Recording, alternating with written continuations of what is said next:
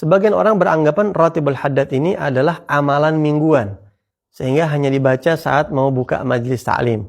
Atau bahkan ada yang lebih parah daripada itu, amalan yang Ratibul Haddad dibaca tahunan kalau ada orang mau pergi haji begitu. Padahal Ratibul Haddad ini adalah amalan harian.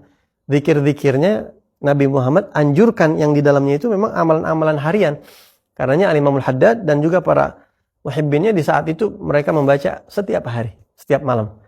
Nah, kapan Al-Imamul Haddad membacanya atau kapan waktunya? Waktunya boleh kapan saja. Yang sempurna pagi sore Ratibul Haddad itu.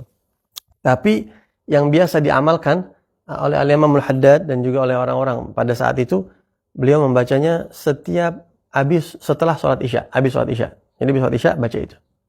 Kalau baca habis maghrib gimana Habib? Boleh gak? Boleh, silahkan. Nggak ada masalah. Silahkan, bahkan tergantung orang punya kesibukan masing-masing begitu. Cuma disebutkan Al-Imamul Haddad itu baca ba'dal Isya, kecuali di bulan Ramadan. Kalau di bulan Ramadan beliau bacanya sebelum sholat Isya. Kalau di luar Ramadan bacanya setelah sholat Isya. Dan itu pun yang diamalkan oleh para habaib sampai sekarang di Indonesia. Atau yang paling gampang kita lihat, yang kita ikut amalin juga di Al-Hawi, Jakarta, Condet itu. Nah, kalau mau ngelihat di situ kita sholat tarawih, khatam Quran, sholat tarawih pada malam 23. Sebelum sholat Isya kita baca ratib dulu. Seperti itulah kira-kira begitu ya. Baca ratib dulu, kemudian sholat Isya, baru sholat tarawih. Nah, Al-Imamul Haddad seperti itu pengamalannya. Dan diikuti sampai 300 tahun. Dan amalan ini kemudian dibaca oleh Al-Habib Abdullah Haddad. Kemudian juga tersebarlah oleh muhibbin-muhibbinnya beliau, murid-muridnya beliau, para pecinta-pecinta beliau yang datang dari berbagai tempat. Ya, mendengar beliau menyusun ini, kemudian mereka baca dan sampai tersebar bahkan sampai ke Masjidil Haram di zaman itu, di masa itu. Sampai di Masjidin Nabawi di Mekah, di Madinah, umat Islam semuanya mengaungkan zikir Ratibul Haddad. Kemudian fadilah atau keutamaan membaca Ratibul Haddad. Apa fadilahnya? Tentunya sangat banyak. Karena ini di dalam hadis Rasulullah menjelaskan, siapa yang baca ayat kursi fadilahnya seperti ini. Siapa yang baca 2 ayat terakhir surat Al-Baqarah di malam hari, dia akan mendapatkan ini. Siapa yang membaca surat Al-Ikhlas 3 kali, dia mendapatkan ini. Membaca Al-Ikhlas, Al-Falaq, An-Nas, dia dapat, dan seterusnya. Siapa yang baca ini dan itu, semuanya penuh. Ya, tidak bisa disebutkan secara rinci di sini. Tentunya sangat besar. Namun ada satu fadilah yang sangat menonjol.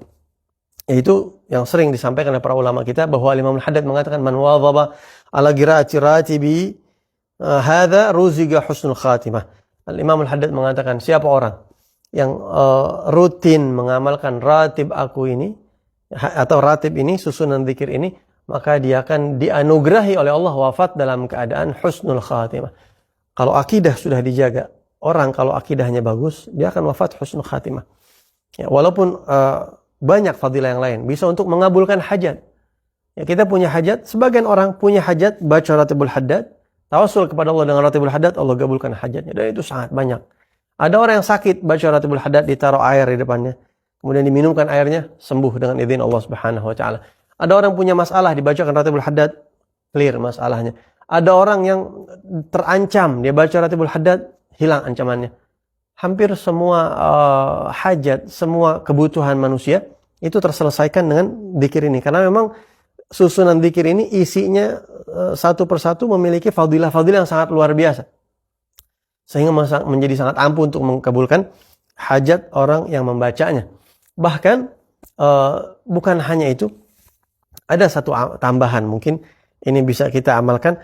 Disebutkan juga di dalam kitab Syarah Ratibul Haddad ini. Waqad sami'tu ba'd ahli shalah yaqul inna sayyidina Abdullah Al-Haddad yaqul, bahwasanya Al-Habib Abdullah bin Al-Haddad pernah mengatakan, man qara'a ar-ratib, siapa orang yang membaca Ratib Al-Haddad, ya, siyama al-jalalah, terutama ketika membaca jalalah, yaitu la ilaha illallah. Ya, minimal 50 kali kita baca la ilaha illallah dalam Ratib Al-Haddad, bi adabin wa khudu'in wa yaqinin wa niyatin shadiqah, dengan syarat dia baca dengan penuh akhlak, ya, dengan wudu, dengan tenang, khusyuk, dengan tunduk menghadap ke kiblat, dengan penuh keyakinan dan dengan niat yang tulus, yang baik. Wa yutimmul jalalata alfa, dia baca la ilaha illallahnya 1000 kali. Apa yang akan terjadi? La budda wa an yadhhar alaihi syai' minal anwar wal futuh. Pasti, insyaallah dengan izin Allah akan nampak pada orang tersebut secercah daripada cahaya yang Allah berikan kepada dia, dan Allah akan buka untuknya hal-hal yang tertutup. Hatinya akan dibuka oleh Allah Subhanahu wa taala, mendapatkan futuh dari Allah Subhanahu wa taala. Dan di sini disebutkan berbagai macam riwayat, ada yang ngamalin itu dan nampak dan seterusnya dan seterusnya. Tentunya zikir la ilaha illallah ini zikir yang paling afdal. Ini pengesaan kepada Allah Subhanahu wa taala, tauhid kepada Allah dan seterusnya. Ketika semua zikir-zikir yang sudah diawali kemudian pada puncaknya membaca la ilaha illallah 1000 kali, tentunya ada rahasia yang kita tidak fahami. Yang ini sudah dirasakan oleh salik dan mursyid sekelas Al-Imam Al-Haddad.